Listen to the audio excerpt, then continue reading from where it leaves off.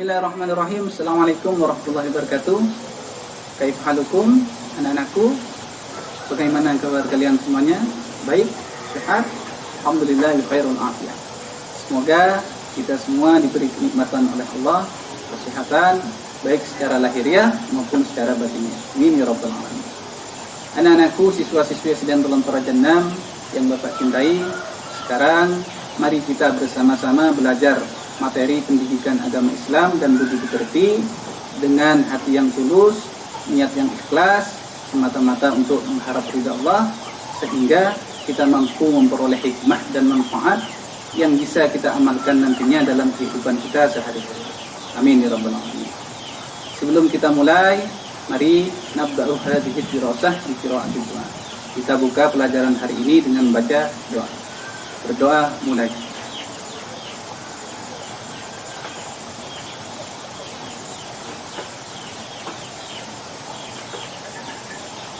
Berdoa selesai.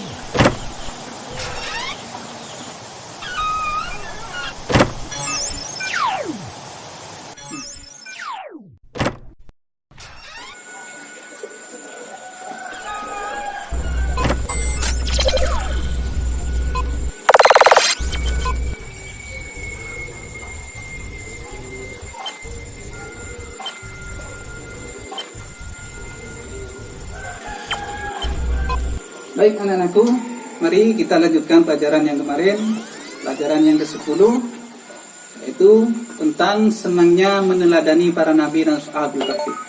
Baik, anak-anakku yang di rumah silakan buka bukunya halaman 107. Kemarin kita sudah belajar kisah tentang Nabi Yunus, kemudian Nabi Zakaria, Nabi Yahya. Nah sekarang kita belajar kisah keteladanan Nabi Isa alaihissalam. Baik, sudah dibuka halaman 107. Di situ ada riwayat singkat tentang Nabi Isa alaihissalam, bahwa Nabi Isa alaihissalam lahir 662 sebelum Hijriah.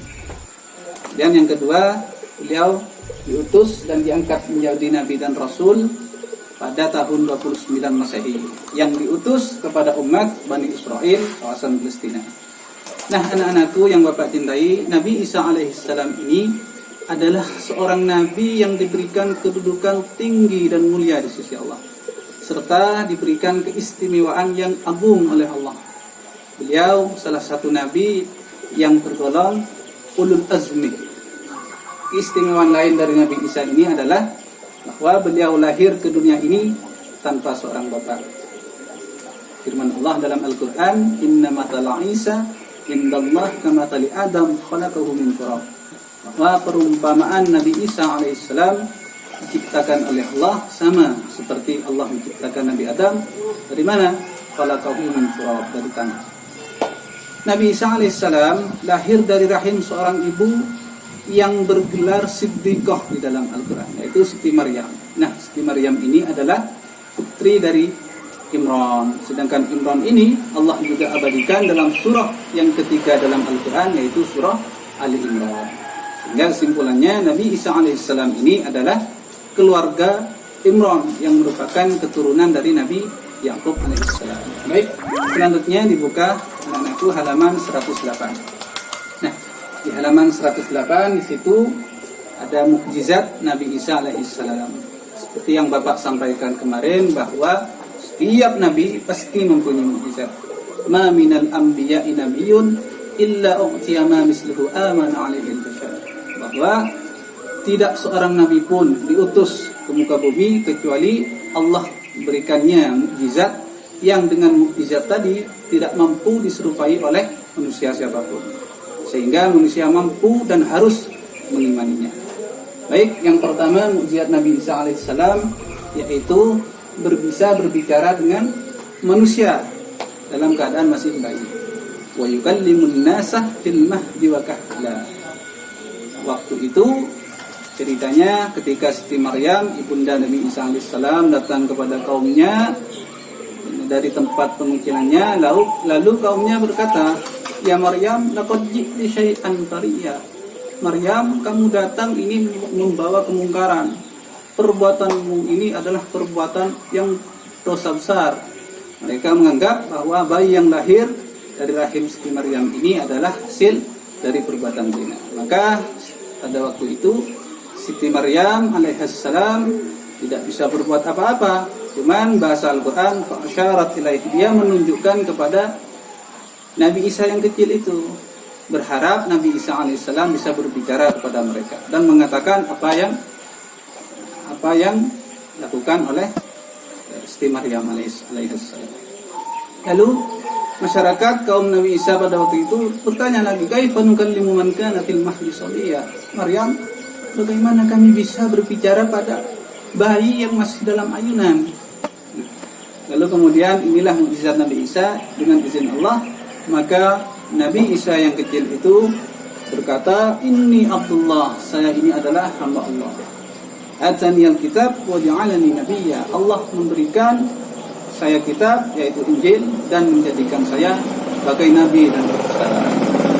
Kisah Siti Maryam ini bisa kalian buka di rumah yang punya Quran terjemahan, yaitu surah Maryam ayat yang ke-27 sampai 30. Baik, yang kedua mukjizat Nabi Isa alaihissalam yaitu adalah menyembuhkan orang buta sejak lahir. Dan yang ketiga mampu menyembuhkan penyakit lepra. Nah, kisah ini bisa kalian juga buka di Quran terjemahan surah Al-Imran ayat yang ke-49. Wa ubrihul akmah wal abras. Bahwa Nabi Isa bisa dan mampu menyembuhkan orang buta dan mampu menyembuhkan penyakit. Mungkin sedikit yang bisa saya terangkan tentang mukjizat ini. Entah yang lain tentang Nabi Isa, mukjizatnya mungkin famfuhu fihi fayakunu tayran biidznillah. Ketika Nabi Isa menggenggam sebuah tanah liat kemudian ditiup, jadilah burung dengan izin Allah. Itu juga mukjizat Nabi Isa. Kemudian uhyil mauta biidznillah. Nabi Isa ini juga bisa dan mampu menghidupkan orang yang mati. Dan ini juga termasuk salah satu mukjizat dari Nabi Isa alaihissalam.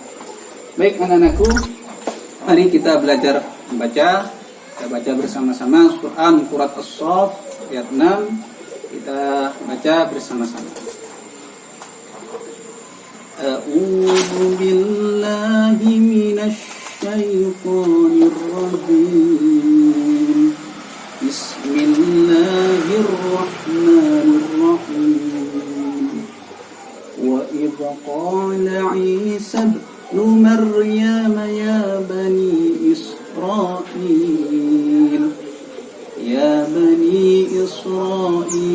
inni rasulullahi ilaikum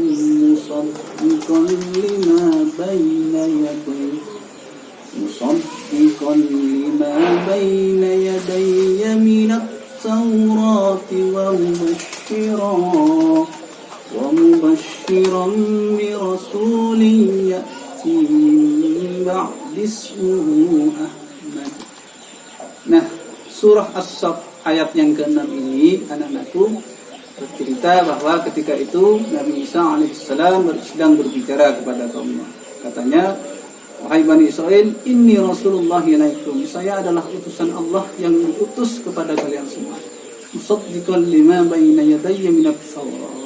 Sesungguhnya saya telah membenarkan kitab yang turun sebelum saya, yaitu kitab Taurat.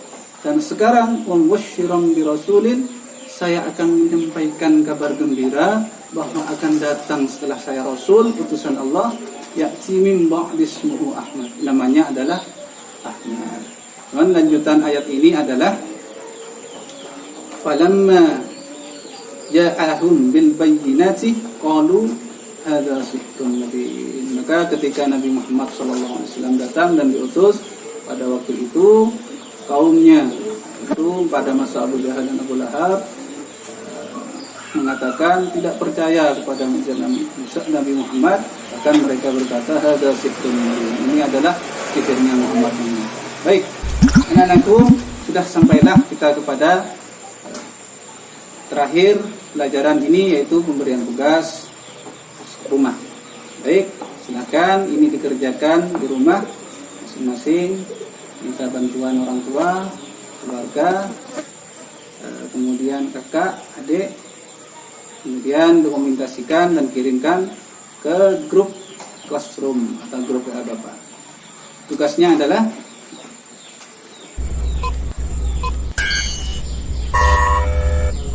ini.